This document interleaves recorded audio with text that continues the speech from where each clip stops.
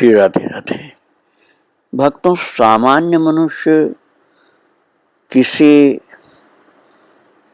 विशेष गंभीर बात को जल्दी से नहीं समझ पाते। तुरंत ही जो घटना घटित होती रहती उसके अनुकूल ही व्यवहार करने लग जाते। जैसे किसी को कोई मार रहा हो तो बहुत सब लोग मारने लग जाते हैं। साधारण जनता के लोग वो समझते हैं उसने अपराध किया होगा इसलिए इसको पीटना चाहिए। या किसी का विरोध किया जा रहा हो तो सब विरोध करने लग जाते हैं। किसी को कोई डांट रहा हो तो आने वाले सब लोग डांटते हैं कि हाँ कुछ गलती विशेष है इसकी। किंतु जो महान ज्ञानी पुरुष होते हैं, भगवत भक्त होते हैं, वो उस वातावरण में बह नहीं जाते हैं। दोषी को दोषी तुरंत नहीं कहने लग जाते हैं, बल्कि उसकी परिस्थिति पर विचार करते हैं कि इनसे ये गलती क्यों हुई, इनका ये दोष क्यों इस प्रकार से घटित हुआ,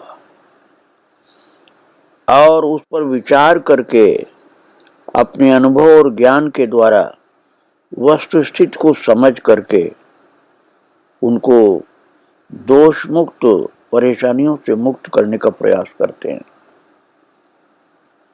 कुछ ऐसी घटना घट रही थी अब माता रुक्मिणी बाई के पिताजी के साथ। भक्तों, मैंने आपको कल बतलाया था कि इनके पिताजी एक वैद्य थे और वो भागलपुर के प्रसिद्ध वैद्य थे, धर्मात्मा थे, भक्त थे। उनका नाम था पंडित छेदीलाल जी शुक्ल। और भागवत कृपा से जयदयाल जी गोयंदका ने उनको गीता भवन ऋषिकेश में बुलाया था। और वहाँ के सत्संग में पहुँचने पर वो वैद्य हैं इसलिए उनको ये सेवा मिली कि रोगियों को आप इलाज किया करिए।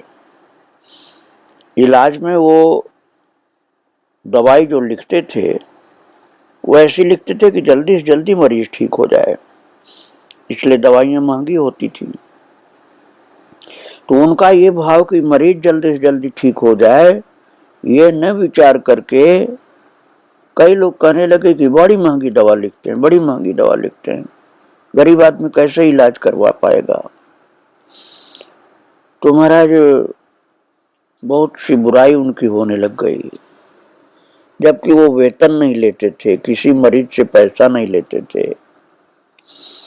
भाव उनका अच्छा था कि मरीज जल्दी ठीक हो जाए। लेकिन इस बात को न सोच करके लोग यही कहते थे इतनी महंगी दवाई लिखते हैं वैद्य जी, कैसे कोई इलाज करवाएगा। बुराई बहुत होने लगी, उनकी निंदा होने लगी। गोयंदका जी ने भी कहा कि महंगी दवा लिखना ठीक नहीं। किंतु जब ये बात फैलते फैलते पहुंच गई महाराज जी के पास, श्री हनुमान प्रसाद जी महाराज के पास, तो उनको निकट के लोग उनको बाबूजी कहते थे, जयदयाल गोयंदका जी को सेठ जी कहते थे। इसी तरह से राधा बाबा को लोग बाबा जी कहते थे, बाबा। तो जब पोद्दार जी के पास पहुंच गए, जिनको बाबूजी निकट के लोग कहते थे,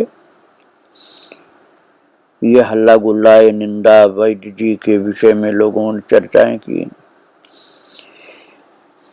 तो श्री पोद्दार जी महाराज जी समझ गए कि परिस्थिति क्या है, उसकी विषमता क्या है, अभद्र स्थिति इनकी क्यों लोग बना रहे हैं, इतना लोग बुरा भला क्यों कर रहे हैं।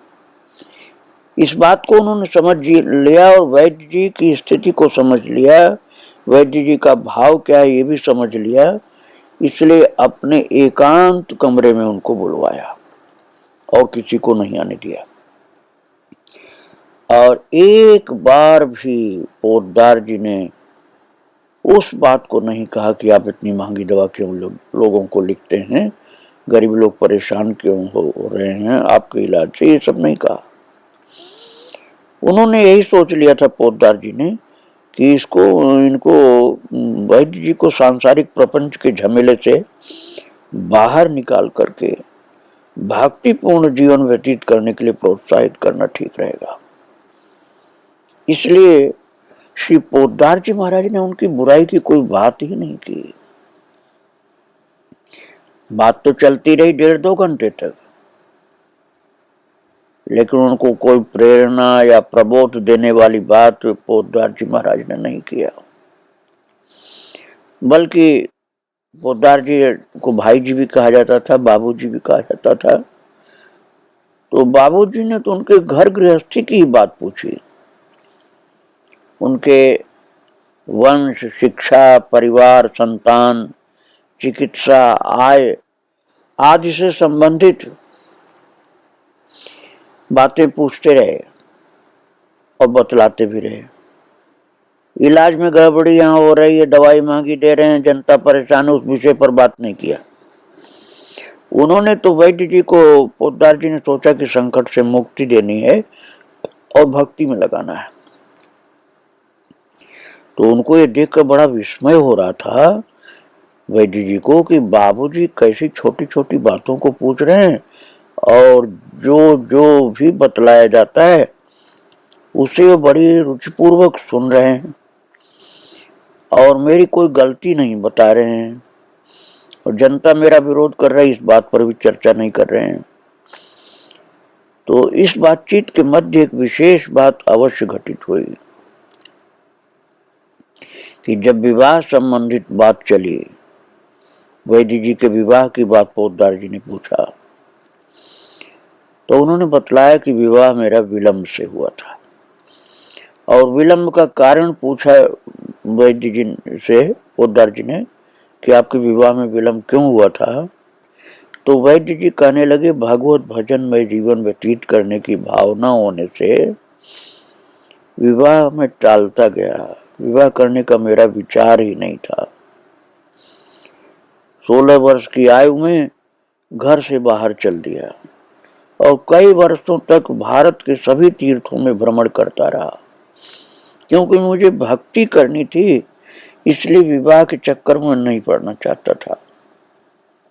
और भ्रमण के अंतिम समय में कलकत्ता की एक स्मशान भूमि भूतनाथ घाट पर 6 मास तक देवी उपासना करता रहा। भक्तों जितना ज्ञान जिसको होता है उसी हिसाब से साधना उपासना करता है। तो उस समय उनको कृष्ण भक्ति का ज्ञान नहीं प्राप्त था, देवी उपासना की बात सुनने को मिली थी, इसलिए उसी में लगे थे। और 6 मास के बाद वैद्य जी बता रहे हैं श्री पोद्दार जी को कि 6 मास के बाद मुझे स्वप्न में आदेश हुआ कि काली घाट पर स्थित माँ काली के मंदिर में जाकर मातृ अर्चना करो। वैद्य जी ने कहा कि काली घाट जा करके मैंने गंगा स्नान किया और मातृ अर्चना करने के लिए मैंने एक डाली खरीदी। डाली का मतलब आप पेड़ की डाली मत समझना भक्तों, वहां डाली बोलते हैं, डाली का तात्पर्य आप डलिया समझिए, जिसमें पूजा की सभी सामग्रियां थीं। और ज्यों ही वो मंदिर के गर्भगृह के पास अर्चना करने के लिए आए, उसी समय एक श्वेत केशी सफेद बाल वाली परम तेजस्विनी माता, श्याम वर्ण एवं रक्तांबरा वृद्धा माता वैद्य जी बता रहे हैं कि मेरे पास आए बाबूजी। वो माता आई और मेरी डाली अर्थात जो उनकी डलिया थी पूजा के लिए ली थी, उस डलिया में से 2 रसमुनिया, बहुत छोटी छोटी आकृति का रसगुल्ला आप समझ लीजिए, बिल्कुल छोटा छोटा, बहुत छोटा, तो वो 2 उसको रसमुनिया बोलते हैं। वो 2 रसमुनिया उठा करके वो बूढ़ी माता जो सफेद केश वाली थी, उन्होंने अपने मुख में रख लिया उस डलिया में से। और वैद्य जी कुछ बोले नहीं, बस देखते रहे। तो वो बोले कि मैंने बाबूजी कोई प्रतिकार नहीं किया, पर मेरे मन में इस क्रिया के लिए अनुमोदन भी नहीं था, कि बूढ़ी माई ने हमारी पूजा की डलिया में से 2 रसमुनियां निकाल के खा ली। ये बात ठीक तो नहीं लगी थी।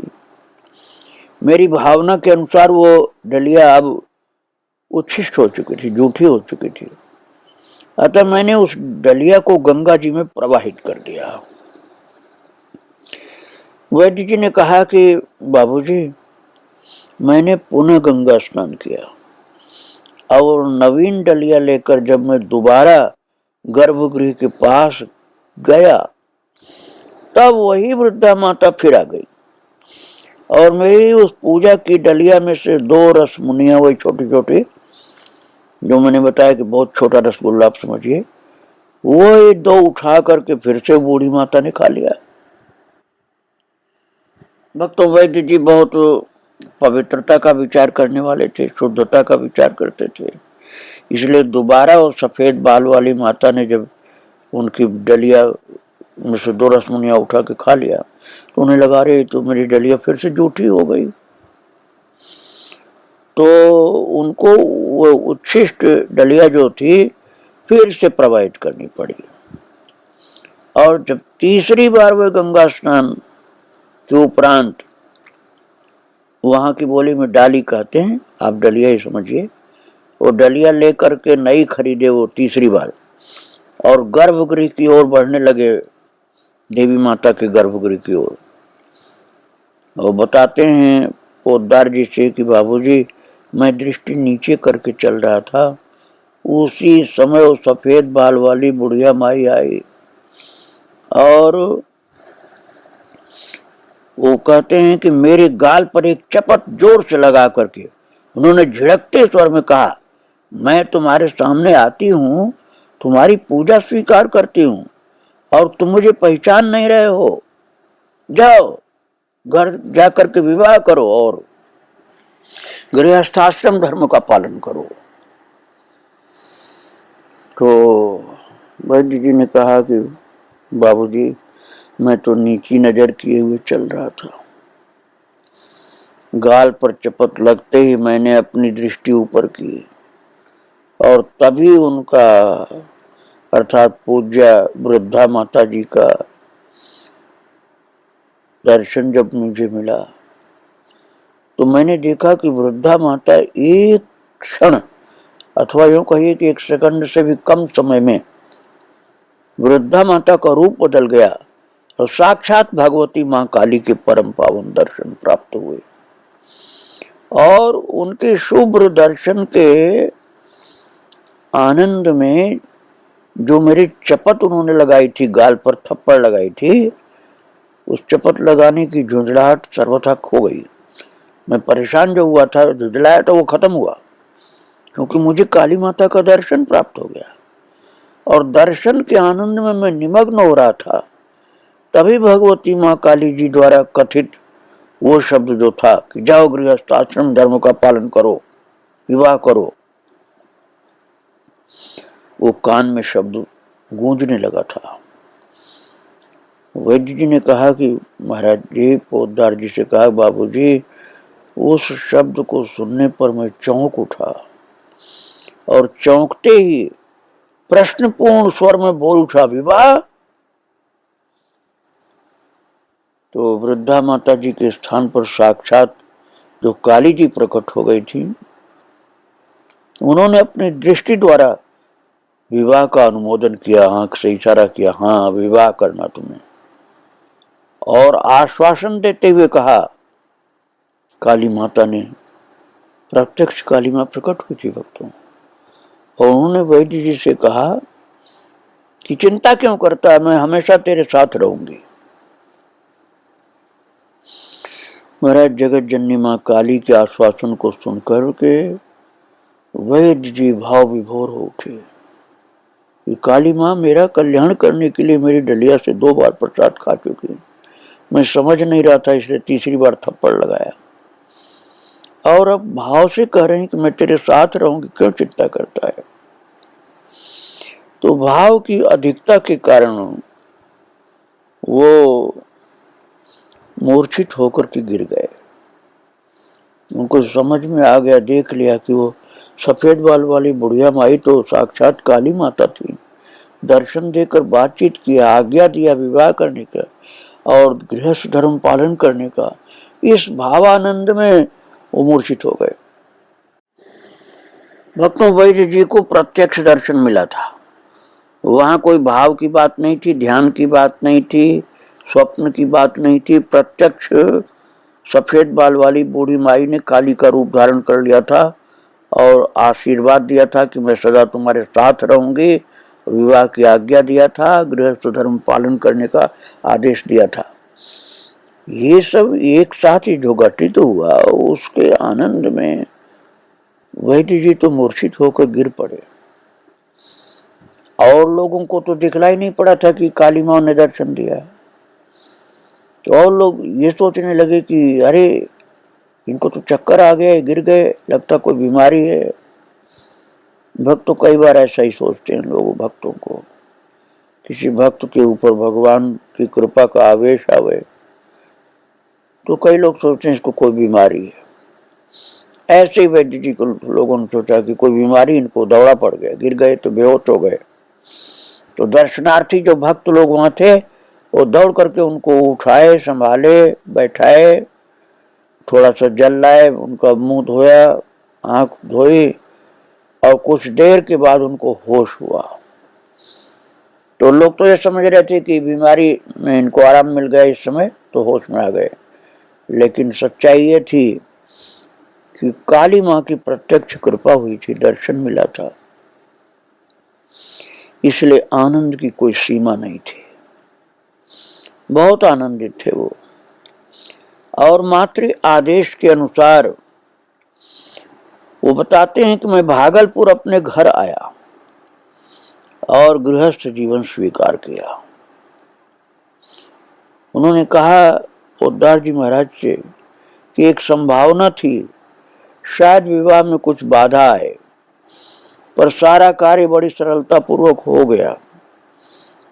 गृहस्थाश्रम स्वीकार करने के बाद वैद्य जी बताए कि मैंने चंपानगर की महारानी जी के यहाँ भागवत सप्ताह कथा कही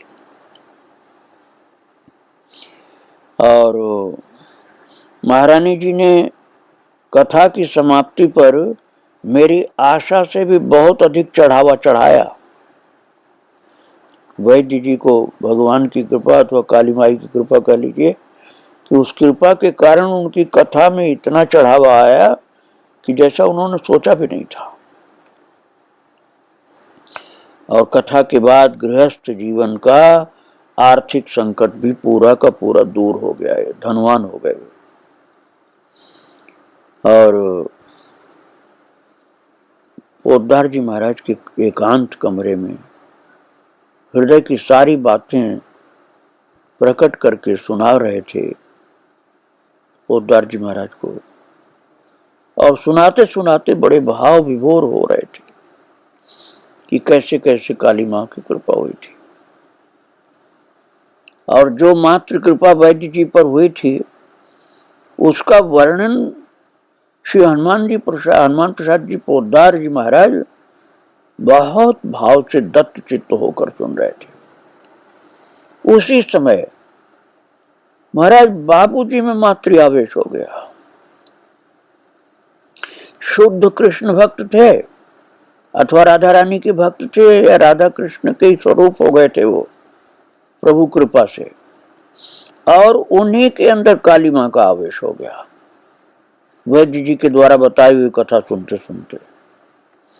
और वैद्य जी ने देखा कि मेरे सामने बाबूजी नहीं, माता जी विराजमान है। वैद्य जी ने दर्शन प्राप्त किया फिर से काली माँ का, और उन्होंने देखा कि बाबूजी अर्थात पोद्दार जी तो सम्मुख अब है नहीं, और पोद्दार जी की जगह पर जगत जननी माँ काली देवी, जिन्होंने उन पूज्या वृद्धा माता जी के स्थान पर अभिव्यक्त होकर कलकत्ते में शुभ दर्शन दिया था, वही जो वैद्य जी भूल गए थे कि मैं डालमिया कोठी के कमरे में हूं, वे ही माता अब सम्मुख प्रकट हो गई थी पोद्दार जी के स्थान पर, और पोद्दार जी नहीं दिख रहे थे, अब वहां काली माँ दिख रही थी। तो वे तो वहीं पर जोर जोर से माँ माँ माँ का उच्चारण करने लगे, और बाबूजी के चरणों को नहीं, बाबूजी के स्थान पर अभिव्यक्त माँ काली के चरणों को पकड़ करके रुदन करने लगे। महाराज उनको ये नहीं लग रहा था कि मैंने पोद्दार जी के चरण पकड़े हैं, क्योंकि वो तो प्रत्यक्ष काली माँ का दर्शन कर रहे थे ऋषिकेश में, और काली माँ के चरणों को पकड़कर माँ माँ माँ कह कर रो रहे थे। और जब भाव का शमन हुआ है तब फिर आगे बातचीत फिर चालू की। वैद्य जी श्री पोद्दार जी महाराज से प्रणाम करके विदा मांग करके कमरे के बाहर चले आए।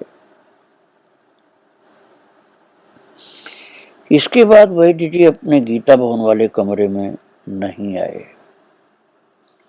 वे भाव में बड़े विह्वल हो रहे थे। वे चले गए गंगा जी के किनारे, नितांत निर्जन पूर्णतः एकांत जगह पर, क्योंकि उनको काली माँ का दर्शन हुआ था, और वो भी श्री पोद्दार जी के शरीर में। शरीर में क्या कहें, शरीर ही उस समय पोद्दार जी का नहीं दिख रहा था, पोद्दार जी की जगह पर काली माँ दिख रही थी। महाराज पोद्दार जी का जीवन बड़ा परम पवित्र दिव्य था, कृष्ण प्रेम का स्वरूप था, राधा रानी का स्वरूप था। इसलिए कितनों को राधा रानी के रूप में दर्शन मिला, कितनों को कृष्ण के रूप में दर्शन मिला, और श्री वैद्य जी महाराज को काली माँ के रूप में दर्शन प्राप्त हुआ था। गंगा जी लक्ष्मण झूले की ओर से स्वर्गाश्रम की ओर बहती हुई आती हैं। लक्ष्मण झूले की ओर गंगा जी के किनारे छोटे बड़े पत्थरों से तथा रोड़ियों से भरपूर ऐसे अनेक स्थल हैं जहां प्राय लोग नहीं जाते। मैं जा चुका हूँ उस जगह पर। वहाँ जंगल सा है, पत्थर बहुत हैं, और वहीं मस्तराम बाबा रहते थे, मैंने उनका दर्शन किया था वहाँ। ऐसे एक नितांत एकांत स्थल पर जाकर वैद्य जी भगवती गंगा के किनारे बैठ गए। वे तो बैठे हुए थे चुपचाप, पर भीतर मचा हुआ था कोलाहल। उनका हृदय क्रंदन कर रहा था अपनी दीन दशा पर। वो क्रंदन था अपने जीवन के अभाव को देखकर कि अभी तक अंतर भक्ति शून्य है, और वो क्रंदन था अपने आराध्य के श्री चरणों में कि कब ये जीवन सार्थक कहलाएगा। उनके सामने गंगा जी का तीव्र प्रवाह बह रहा था अपने ढंग से, और उनके भीतर भावों का तीव्र प्रवाह बह रहा था अपने ढंग से। भावों की प्रबल धारा पर लहराते हुए न जाने कितने समय निकल गए। तभी वहां, अब आप आश्चर्य करेंगे भक्तों पोद्दार जी की महिमा को सुनकर, कि उसी समय निर्जन में, जहाँ की कोई मनुष्य एक भी नहीं था, जंगल सा है वहां, और गंगा जी का तट एकदम एकांत का, क्योंकि वहां बड़े बड़े पत्थर है, वहां जल्दी कोई जाता ही नहीं।